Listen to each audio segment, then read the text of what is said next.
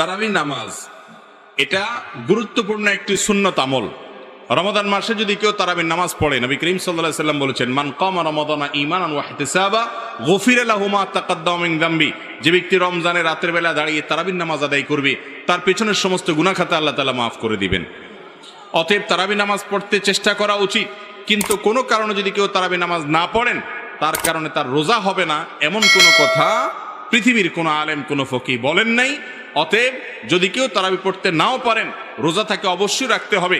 তারাবি miss হলে গুনাহ হবে না, বড় গুনাহ কবিরা গুনাহ হবে না, কিন্তু রমজানের রোজা মিস হলে কবিরা গুনাহ হবে। অতএব তারাবি নামাজ এটা আমাদের আদায় করা উচিত। এটা যদি ছুটে যায় কোনো কারণে, হঠাৎ কোনো একদিন একা একা পড়ে নেব। আর যদি অসুস্থতার কারণে শরীর খারাপ লাগে, পড়লামই না, একদিন বাদ দিলাম হঠাৎ করে, তাহলে ইনশাআল্লাহ বড় কোনো গুনাহ হবে না। বা কিন্তু অলসতা করে যদি আমি বাদ দেই, তাহলে সেটা অবশ্যই ক্ষতির কারণ।